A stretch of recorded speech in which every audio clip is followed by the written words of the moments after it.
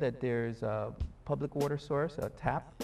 We can hook up our systems. Basically, these say, and you really have the opportunity, God willing, to have a great future as an entrepreneur. Small businesses make up the overwhelming majority of the businesses in America. So really have to understand the small details in making their business work. They have to have the sufficient capital, they have to have the right employees working for them, they have to have the solid business plan.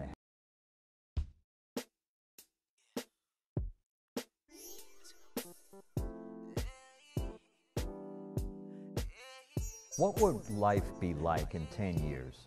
No one knows for sure, but experts say that over the next decade, entrepreneurship will continue to increase with more specific entrepreneurs, specific in academics, more freelancers than ever, and more diversity among small business owners. As we move further along the 21st century, it will be vital for small business owners to compete in a more global arena. On today's special, Henry Howell will join me as we discuss the future of entrepreneurship. Welcome to the show, Henry. Thank you so much. Thanks for having me, Ruben. It's a pleasure to be here. Yeah, the pleasure is all mine. I thank you very much for taking the time from your busy schedule being with us today to talk about this important topic of the future of entrepreneurship. Lately in the news, you hear about corporate downsizing, layoffs, companies cutting, and it never seems to be a never-ending saga. But before we talk about the subject of the future of entrepreneurship, tell us about your background. Well, first of all, Ruben, what you're providing here in terms of the service to your viewers is tremendous.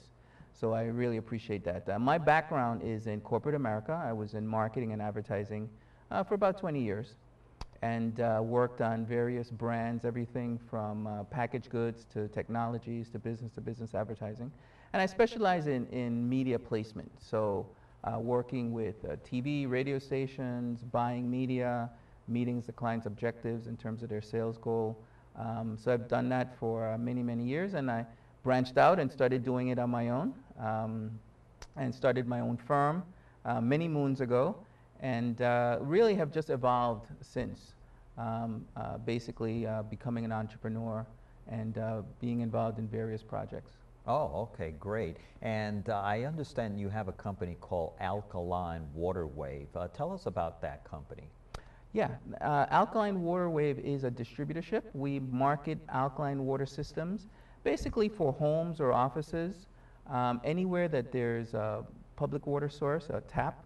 We can hook up our systems. Basically, these systems not only filter the water, but they reconstruct it and create a very healthy antioxidant water. It's really pretty amazing. It's a green technology, Japanese technology that is now coming to America, and it's pretty incredible, very exciting. Yes, I could imagine. And I'm sure that a lot of business owners hope that their business becomes successful, but a large percentage never do. But in terms of the future of entrepreneurship, there's a lot of ambition in terms of people entering the business, of hoping to make it big, and but a lot of them don't seem to be successful doing it. Can you tell us what you like about being an entrepreneur? Good question. Entrepreneurship is very exciting for me. I think first and foremost is the flexibility. You know, before I had the privilege of coming into the studio, I was able to go see my daughter's volleyball game. And I didn't have to get permission or request time off. So the flexibility and the freedom is very alluring. I think next is the earning potential. I think as an entrepreneur, you really get out of your business what you put into it. Mm-hmm. So the sky is the limit. There is no glass ceiling per se. And you really have the opportunity, God willing, to have a great future as an entrepreneur. And you can make it happen for yourself. You don't have to wait for your annual reviews. I know when I was in corporate America, oftentimes I knew I was doing well. My colleagues would say, you're doing well, your bosses, supervisors. But then you wouldn't get that evaluation, so you could never reap the rewards of your work. And as an entrepreneur, you're able to really pay yourself and make it happen for yourself. And then I think thirdly is the security. Because if you can, in fact, you make it and work really hard, you have an opportunity to be secure. You don't have to worry about the pink slip coming, unless you want to fire yourself, of course. But those three things really make it very exciting to be an entrepreneur. Really big benefits. So it was a successful transition for you from corporate America to a small business, and that worked out very well for you, it seems. It did, and as you know, it's not easy. You have ups and downs, peaks and valleys. In my case, I was very fortunate, and I just encourage entrepreneurs to do the research and to actually work at their craft, to actually get involved in the industry that they want to work at and learn more about it. As I did, I gradually went into my own business and started working, on the weekends and late at nights, and kind of going at it that way. And it's thankfully it's worked out very, very well. But it's a great opportunity for anyone who wants to have some vision and pursue their passion. Well, it seems like you would make a good mentor for someone who's thinking about launching their own business. And what I'd like to ask you, Henry, what advice would you give to someone who's thinking of opening their own business? Well, certainly I would say have a plan. That's probably the biggest mistake that people make. The idea of becoming an entrepreneur can be very exciting, but you also have to do the groundwork. Again, I would say do your research, create a marketing plan if you can. Certainly analyze the industry, analyze the competition, and figure out some strategies and some tactics for yourself so that you really create your own momentum. You create a foundation upon which you can really build.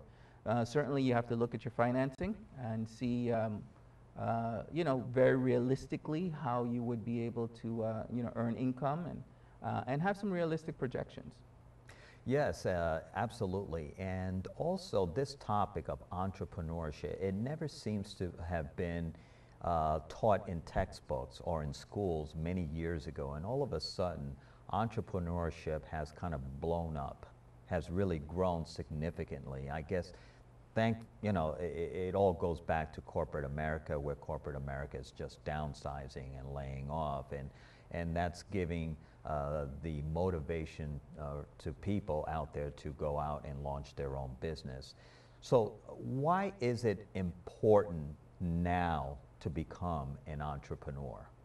Well, Ruben, as you know, small businesses make up the overwhelming majority of the businesses in America. So really, small businesses fuel our economy, they fuel our GNP. And I think that trend will certainly continue. And as you pointed out so eloquently, it's really increasing because of the struggles of corporate America and the downsizing and the cutbacks and even a lot of jobs going overseas. So all those elements come into play. But by the same time, it's always been the fabric. And I think that's where our innovation comes from. That's what our tax pays our taxes, pays our roads. So really creates a lot of the infrastructure that we see. And it gives, it's great because it gives people an opportunity to work even in a small community, but they can branch out globally, especially now with the tools that are available, like the internet, which really gives, kind of levels the playing field quite a bit for small businesses. So it's a very, very exciting time. Yes, absolutely. And Henry, can you provide tips to future entrepreneurs who would be successful at their business venture? Absolutely. I would say, again, do some research. Maybe somebody like yourself who's in the television industry, maybe find a mentor, learn from them. I would say even do internships if it's at all possible, and really plan your strategy, and then work at it. Then actually get involved, roll up your sleeves, and see what it's like. I think unfortunately many people think that being in business is simply incorporating or starting a business. That's really, kind of the end of it. Right. The preliminary stuff is really understanding what is involved and actually doing it. and then going ahead and incorporating, which of course brings expenses and that kind of thing. But getting involved first and foremost and understanding the nuts and bolts is really, I think, a very key for entrepreneurs. Yes, and not enough could be said about this, but entrepreneurs really have to understand the small details in making their business work. They have to have the sufficient capital, they have to have the right employees working for them, they have to have the solid business plan, they have to have the goals, they have to have realistic goals, realistic expectations to make it work out. And they have to get involved in day-to-day operations and running the business, at least from the very start, until they find someone who they can rely on to make it successful so they can go on and carry the day-to-day operations that are needed. But unfortunately, it's just not done that way in many cases, and a lot of businesses do suffer. But also people contemplate about taking advantage of a business opportunity instead of starting from a business from the ground up. Can you tell us the difference between a business opportunity and starting a business from the ground up? Sure, sure. There are many, many good business opportunities out there, and you mentioned that. That would be taking advantage of an existing business. So, for example, a franchise, where you can actually, buy into a franchise. Obviously, some of them are very expensive, and then some of them are not. You can find smaller franchises that you can buy into. But capitalizing on an existing business is where a business opportunity is, versus starting from the ground up, opening your own store or trying to get into retail. But there are many opportunities. For example, my company is a company that has 35 years. It's an extremely solid company. And we look for independent distributors. We look for people to join our team. So the infrastructure is already in place. And so when you have infrastructure, there's often an opportunity to get involved. And in our case, it's a ground floor opportunity. In some cases, it's a mature market, but there's still an opportunity for earnings. And starting a business from the scratch would be, inventing a product, or opening a store, or opening retail, or coming up with a new idea. And then you have to really kind of create your own infrastructure, as opposed to riding along the infrastructure that's already there with an existing business. I see. And typically, what are the fees or startup costs that are associated with starting a business opportunity? Yeah, well, it depends. You would have franchise fees, depending on if it is a franchise. Certainly, you would have inventory. You would have, depending on if you have employees, you would have manpower costs. You would have fixed costs like your rent, your utilities.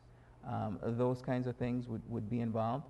So I just encourage people to really do an analysis of exactly, how much is it going to take for you to actually get involved in a business, whether it's new or whether it's an existing business.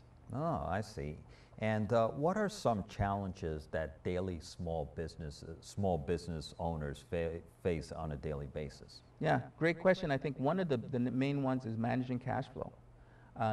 Being able to meet your daily expenses, like your rent and your utilities. If you do have employees, managing employees is it's a whole different mindset. It's a whole different ball game when you do have employees. So really just operating on a day-to-day basis where you can actually get through maybe some of the lean times. Most businesses do take several years before you start turning a profit, depending on what business you're in. So you really have to manage those expectations and be able to grow. And then even growth can sometimes present some problems, because that's also a very, very vulnerable time in a business. I see. And I guess experience does show that when a business grows, there are some things you didn't foresee in terms of running a business, like underestimating costs or not having the sufficient capital of running a business, and also the day-to-day operations that need to be done.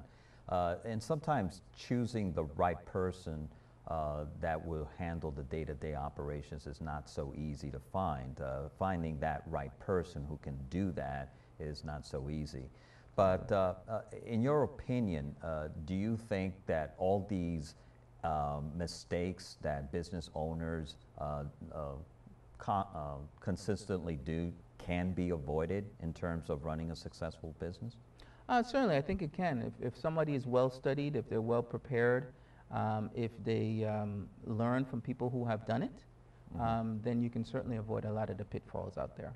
I see.